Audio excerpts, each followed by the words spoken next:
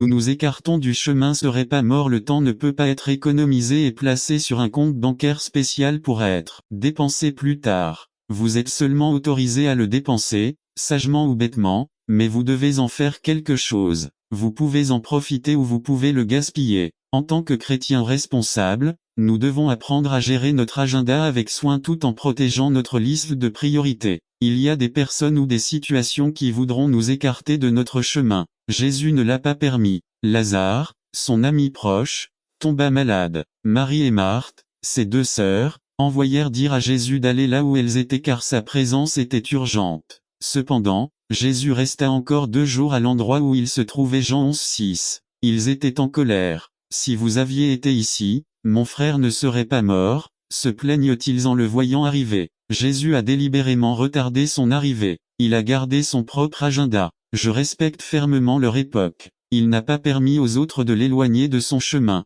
Il a sauvegardé sa liste de priorités. Le leader chrétien doit éviter les distractions. Écrivez votre liste quotidienne de choses que vous devez faire. Protégez votre calendrier. Faites bon usage de votre temps comme Paul le recommande dans Éphésiens 5 15,16. 15 Faites donc attention à votre manière de marcher, non pas comme des insensés, mais comme des sages. 16 En utilisant au mieux votre temps, car les jours sont mauvais. 17 Ne soyez donc pas insensés, mais comprenez, quelle est la volonté du Seigneur. Horloge, ne marque pas les heures, voilà comment commence une chanson ancienne et bien connue. Cela semble aussi être la phrase que beaucoup expriment directement ou indirectement aujourd'hui. Je n'ai pas le temps. C'est la plainte de la plupart des gens. Tout semble indiquer que beaucoup ne disposent pas de suffisamment de temps. 365 jours par an, 7 jours sur 7 ou 24 heures sur 24 pour mener à bien leurs activités et leurs engagements. Ils commencent la journée et n'ont pas assez de temps pour se préparer et aller travailler. Dans le bus, nous voyons les femmes qui finissent de se peindre et de se coiffer. Dans les véhicules, nous avons observé les hommes finir d'ajuster leur cravate. Les gens marchent vite dans les rues, les conducteurs n'attendent pas que le feu passe au vert pour continuer, ils passent au rouge.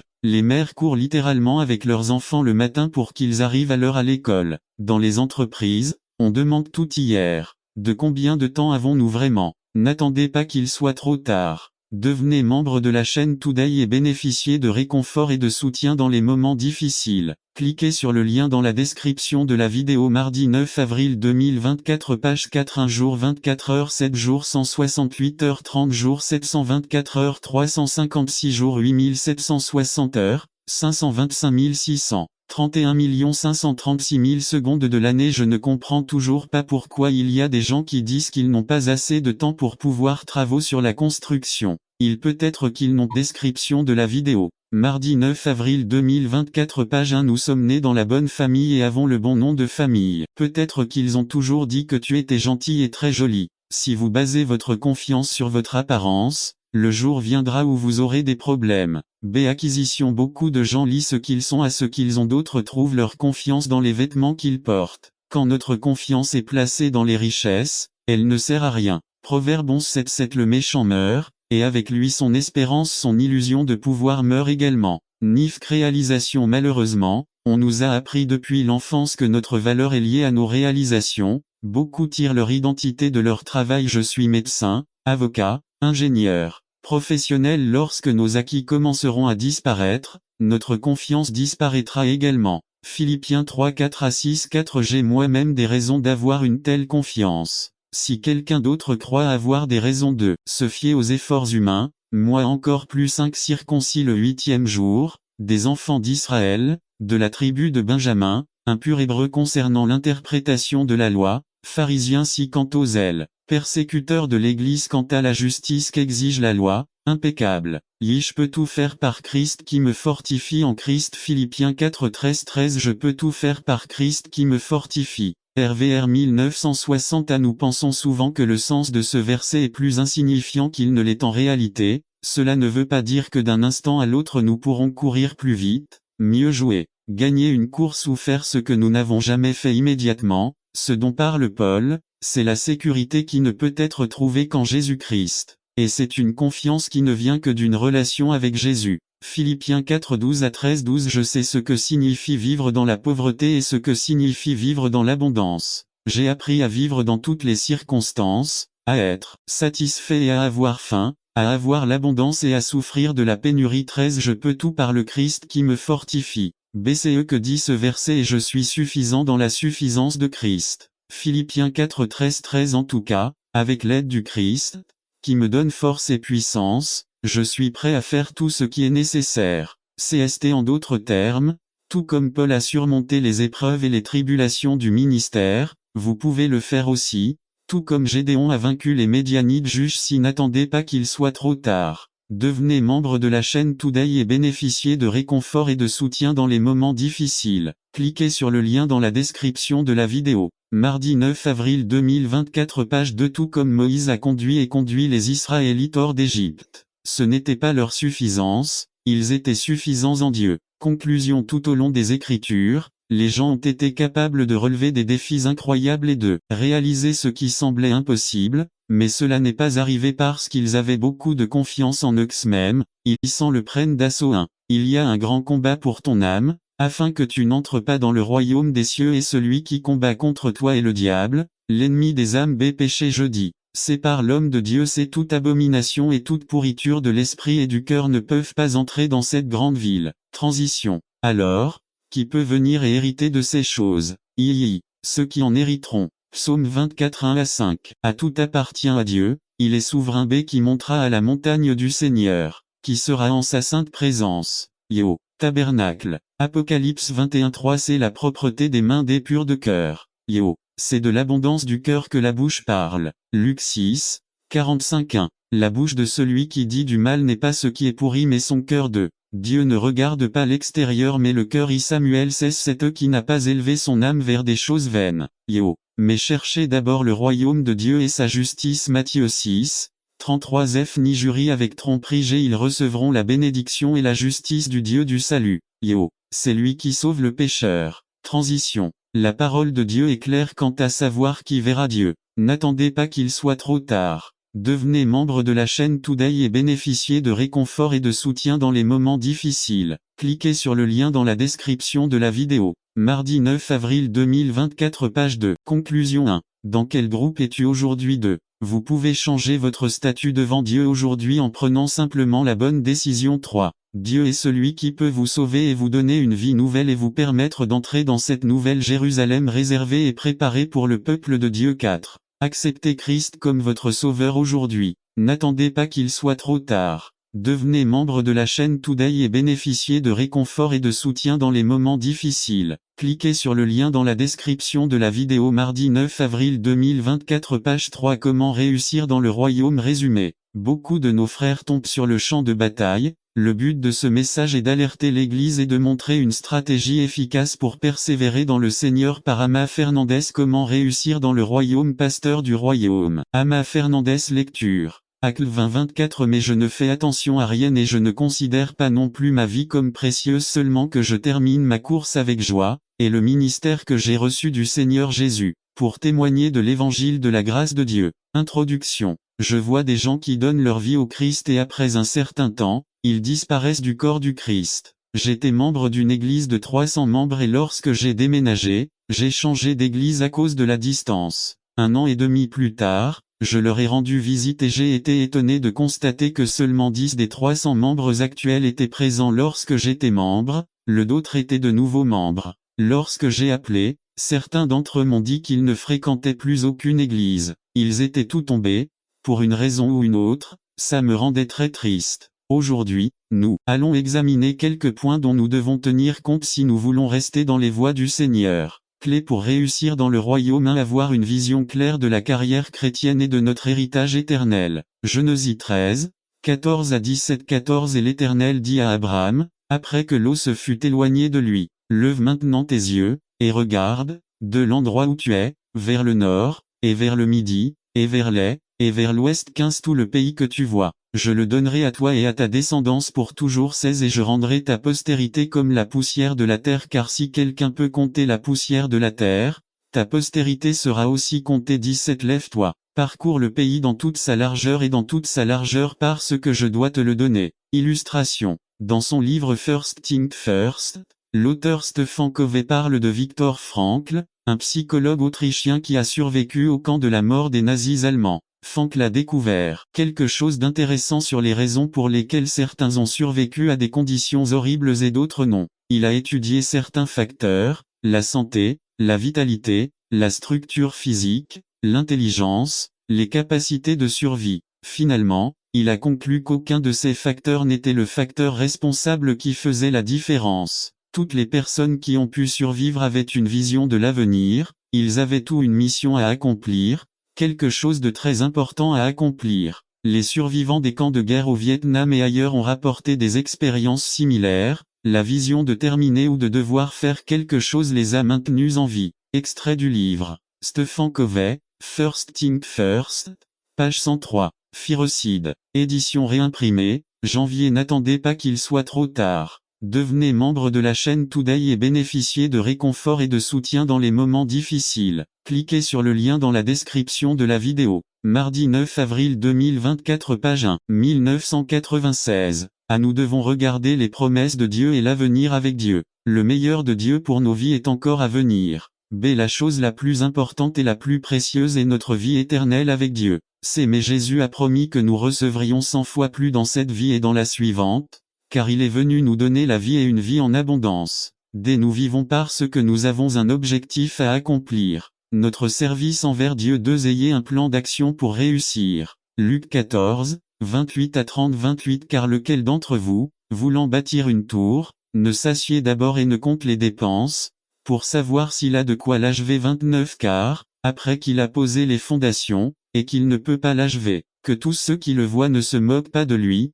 30. En disant, cet homme a commencé à bâtir, et il n'a pas pu achever. Quand nous partons en vacances, nous planifions toujours le voyage, nous économisons de l'argent, nous faisons des réservations, nous demandons du temps au travail, nous organisons l'agenda et nous faisons tout à l'avance, ou nous savons que si nous ne le faisons, et c'est exactement ce qui mérite à juste titre l'approbation de Dieu. L'imitation du Christ dans la souffrance peut être mieux appréciée dans l'un des titres qu'elle reçoit dans la prophétie d'Isaïe, car elle met en lumière le rôle que la souffrance a joué dans la vie de notre Seigneur. Le prophète y fait référence comme l'homme des douleurs, expérimenté au petit déjeuner. D'un autre côté, le Christ lui-même nous a enseigné que le chemin de la souffrance n'était pas un accident imprévu, ce n'était pas une surprise désagréable, mais qu'il l'avait délibérément choisi. Jean 10, 18 dit, c'est pourquoi le Père m'aime, parce que je donne ma vie pour la reprendre. Personne ne me la prend, mais je la prends à moi-même. N'attendez pas qu'il soit trop tard. Devenez un membre de la chaîne aujourd'hui et obtenez du réconfort et du soutien dans les moments difficiles. Cliquez sur le lien dans la description de la vidéo. Mardi 9 avril 2024 page 3. J'ai mis dans d'autres endroits, Paul dit qu'il est devenu pauvre en étant riche. Il s'est vidé, il s'est humilié devenant obéissant jusqu'à la mort sur la croix. Jésus a choisi le chemin de la souffrance. Combien d'entre nous seraient prêts à choisir volontairement la souffrance pour l'amour de la souffrance? Christ qu'il nous a laissé un exemple pour que nous suivions ses traces. Souffrir pour le Christ ne consiste pas seulement à subir la persécution pour avoir prêché l'évangile quand nous essayons de vivre une vie consacrée au Seigneur, obéir à ses commandements à chaque occasion, c'est courant. Si vous priez publiquement à l'heure des repas, vous risquez d'être ridiculisé par vos pairs au point de découvrir que votre nourriture a disparu. En ne réussissant pas certaines réponses aux examens, en ne donnant pas de mordant et en n'effectuant pas une procédure importante, en résistant à un pot de vin ou à une autre pratique malhonnête, etc. Vous ferez face à l'une des oppositions les plus terribles, car vous irez contre ce que tout le monde fait. De même, le Christ a été confronté à de grandes injustices. La croix n'était que l'une des plus grandes. Personne n'a souffert plus que notre Seigneur lorsqu'il était ici sur terre. Voici quelques exemples. À sa naissance, Hérode voulait le tuer après avoir guéri un malade, ils l'accusèrent de violer le sabbat. Ses propres frères ne croyaient pas en lui. Après avoir guéri un homme possédé par un démon, ils se plaignirent de lui et il dut partir de là,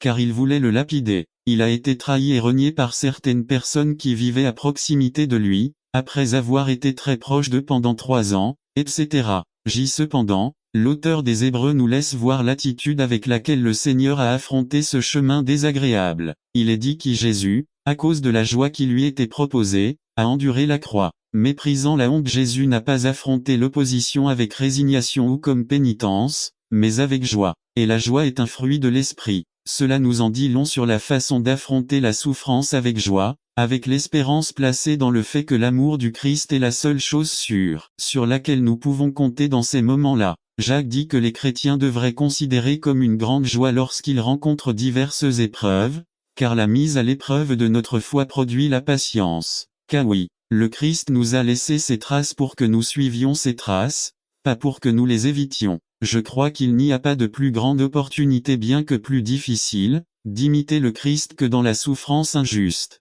N'oublions pas que le but final que Dieu a pour nous est de nous rendre semblables à son Fils Christ. C'est pourquoi il supprimera diverses injustices de nos vies, pour nous donner l'opportunité de grandir à l'image de notre Seigneur. Ne soyons donc pas surpris lorsque nous souffrons injustement, car la vie du Christ est le modèle qui doit nous aider, nous croyants, à comprendre notre passage dans ce monde. Quelqu'un a dit que ceux qui connaissent la voie de Dieu peuvent aussi la trouver dans les ténèbres. En souffrant pour le Christ, nous souffrons aussi avec le Christ. Nous souffrons pour lui lorsque notre foi et notre loyauté envers lui sont mises à l'épreuve. Mais nous souffrons avec lui à cause de notre marche quotidienne dans la vie qu'il nous a donnée. Monsieur, notre désir doit être le même que celui de Paul lorsqu'il dit « Ce que je veux, c'est connaître le Christ, sentir en moi la puissance de sa résurrection et sa solidarité dans ses souffrances. En devenant comme lui dans sa mort, 11 J'espère parvenir à la résurrection des morts. » Fil 3,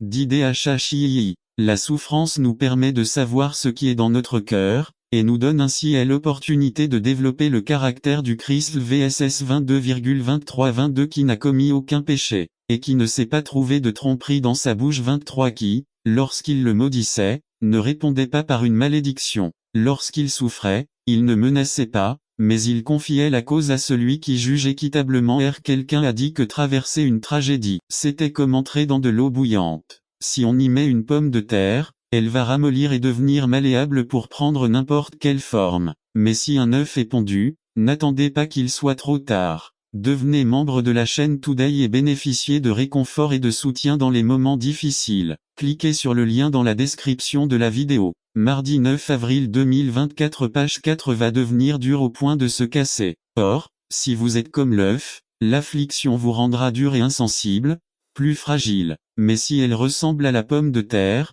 elle en ressortira douce et docile, malléable et adaptable. En d'autres termes, si nous parcourons le chemin de l'affliction avec la bonne attitude, nous pouvons développer les fruits de la patience, de la douceur, de la foi et de la maîtrise de soi. Cela peut paraître drôle, mais il faut demander à Dieu d'être comme une pomme de terre. Béocha 1, 3-9, Pierre nous donne une autre comparaison, tirée de la métallurgie. Les imperfections doivent bouillir pour pouvoir ressortir et purifier l'or. Et les relations sont un excellent pot à vapeur. Mais nous voulons que les amis, les femmes, les enfants et les frères dans la foi qui sont présanctifiés, il suffit de leur verser de l'eau chaude après la prédictutelle du révérend Felton, qui est maintenant avec le Seigneur. En mars de l'année prochaine, cette église fêtera ses 30 ans à cet endroit. Un événement formidable car beaucoup avant, frères Martinet ont essayé d'ouvrir des travaux ici et n'ont pas réussi. Cependant, Dieu a permis que cela perdure pendant toutes ces années. C'est pourquoi la famille Martinet souhaite partager avec vous, collaborateurs dans la foi, famille et amis, ce grand événement qu'est le miracle du salut. Prions en remerciant Dieu pour cela. Lecture de la Bible, Psaume 128. Lecture de l'arbre généalogique. Remise des cadeaux spéciaux pour les enfants à Eva Oliva. Boucle d'oreille en forme d'arbre avec Pierre Dumois et bague du père avec Pierre B. Luis Martinet. JR assiette avec verset biblique. C'est Felicita Martinet chante merci papa des Ruth Flore. Bible de la famille Hilda Rob. L'horloge de table. N'attendez pas qu'il soit trop tard. Devenez membre de la chaîne Today et bénéficiez de réconfort et de soutien dans les moments difficiles. Cliquez sur le lien dans la description de la vidéo. Mardi 9 avril 2024 page 1 F Juliane Martinet décoration avec verset biblique. G Joël Martinet photo du grand-père paternel H Esteban Martinet montage photo Inomi Concola fleur naturelle cérémoniale révérend Mario Gamay s'adressant à la congrégation. Remercions Dieu pour les couples qui sont sortis vainqueurs et qui ont su rester fidèles à leurs vœux et à leurs promesses.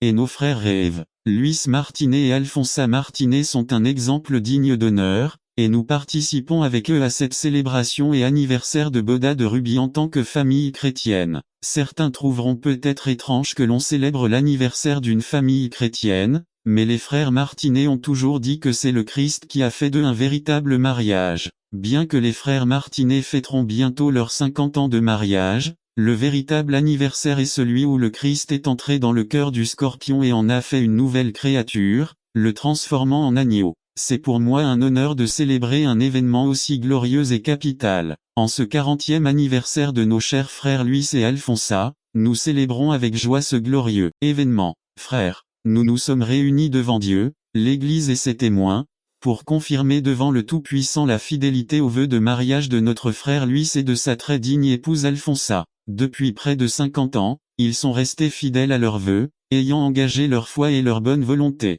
Les années ont passé dans une succession infinie de temps, et la vie a été trépidante et diversifiée avec les nombreuses vicissitudes de la vie quotidienne. Maladies, divergences d'opinion, questions familiales, que dire d'autre? Mille adversités, mais les bénédictions ont été plus abondantes. Avec une prudence et une patience vertueuses, ils restent fidèles et loyaux les uns envers les autres et envers le Christ, le centre de leur maison. Participation des enfants et petits-enfants. Vous, en tant qu'enfants, et le péché qui nous assiège, laissons de côté ces choses qui nous arrêtent, qui ne nous permettent pas de courir avec agilité la course chrétienne. N'attendez pas qu'il soit trop tard. Devenez membre de la chaîne Today et bénéficiez de réconfort et de soutien dans les moments difficiles. Cliquez sur le lien dans la description de la vidéo. Mardi 9 avril 2024. Page Un péché, des choses qui ont la priorité sur notre vie spirituelle. Tout ce qui entrave notre poursuite de la vie chrétienne. La course est un marathon et non une course contre la montre.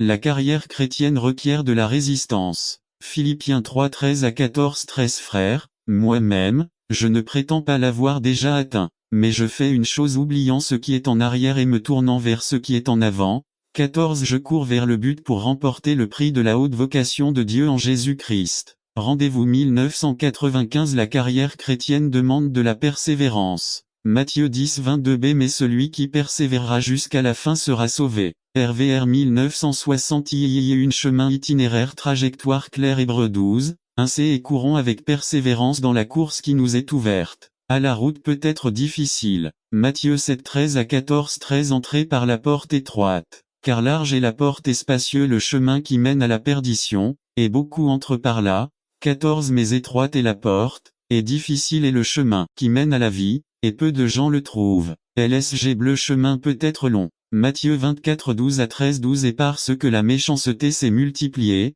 l'amour de beaucoup se refroidira. 13 Mais celui qui persévérera jusqu'à la fin sera sauvé. RVR 1960 Le chemin est clairement tracé. Jean 14 6 Si Jésus lui dit, je suis le chemin, la vérité et la vie. Nul ne vient au Père que par moi. RVR 1960 Yves le plus grand héros. Hébreux 12 2 à 2 Fixant nos yeux sur Jésus, l'auteur et le perfectionneur de la foi. Ne nous concentrons pas sur les choses périphériques immédiates, les distractions de la vie. Atteindre les petites choses. Le chrétien doit se concentrer exclusivement sur Jésus. Conclusion Il a été établi que Jésus-Christ est notre plus grande inspiration. Il a enduré tant de persécutions, d'opposition et de souffrances, et pourtant il a vaincu la mort. N'attendez pas qu'il soit trop tard. Devenez membre de la chaîne Today et bénéficiez de réconfort et de soutien dans les moments difficiles. Cliquez sur le lien dans la description de la vidéo. Tu après 09 20 24. Page 2 Hébreux 12 2 Puesto los ojo en Jésus,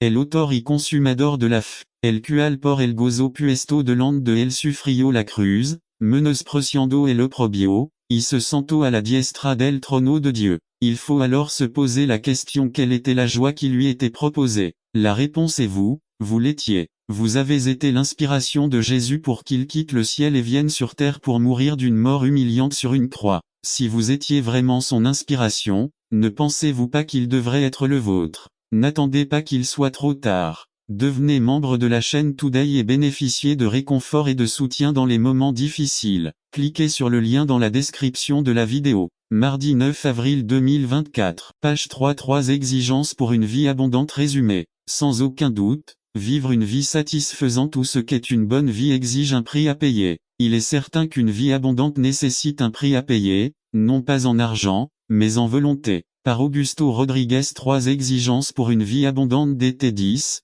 à 22 Introduction. Un dicton courant dit que rien dans la vie n'est bon marché. Autrement dit, tout ce que nous voulons avoir a un prix à payer. Sans aucun doute, Vivre une vie satisfaisante ou ce qu'est une bonne vie exige également un prix à payer. Cela pourrait bien être un travail dur, des sacrifices personnels et peut-être même de nombreuses années sans prendre de vacances. De la même manière, la vie abondante offerte par le Seigneur Jésus-Christ avait aussi un prix, la mort de Jésus, et pour notre part il y a aussi un prix que nous devons payer. Ce passage nous montre les conditions requises pour une vie abondante. Aujourd'hui, je veux vous parler de 3 exigences pour une vie abondante. 1. Débarrassez-vous de tout ce qui est païen dans votre cœur. 10-16. Païen, littéralement une personne qui possède ou vénère de nombreux dieux. Cela fait également référence à l'idolâtrie, qui consiste à donner à quelque chose ou à quelqu'un la place qui appartient à Dieu. Expliquez le verset. C'est une expression qui illustre l'élimination du pécheur. Mais cela nous parle aussi de nous engager envers le Seigneur.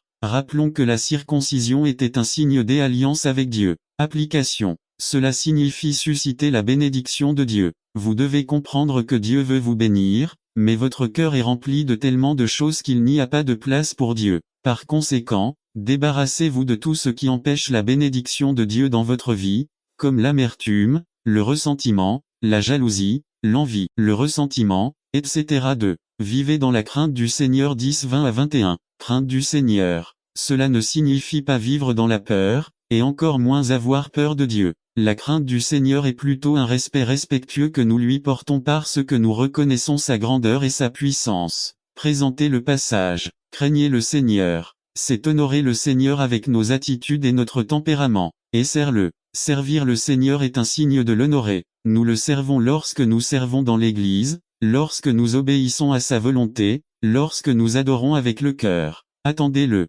Cela signifie rester fidèle au Seigneur en toutes circonstances. Jure par son nom. Cela ne signifie pas je vous jure par Dieu, mais plutôt que vous ne prenez pas d'engagement au nom d'autres dieux. Puissiez-vous maintenir votre fidélité au Seigneur sans compromettre votre foi ni vos convictions. Application. Craignez le Seigneur, c'est reconnaître qui il est, et donc vivre en sachant que tout ce que je fais et tout ce que je suis mérite son respect. Prof 1, 7 dit que la crainte de main vint mais ils n'obéirent pas à Moïse, mais certains l'abandonnèrent pour un autre jour, et il produisit des versets pourris et Moïse était en colère contre eux. C'était ainsi parce que Dieu ne voulait pas que les Israélites aient confiance en eux-mêmes, mais plutôt que leur confiance soit en Dieu pour leur donner leur pain quotidien notre pain quotidien. Une partie de la vie par la foi consiste à demander les choses nécessaires pour notre vie quotidienne. Quand il y a tant de choses, disons importantes, lorsqu'il y a de grands besoins dans notre vie, notre famille, notre Église et le monde, comment Dieu veut-il que nous le dérangions avec les choses de tous les jours? Nous pensons comme ça, n'est-ce pas?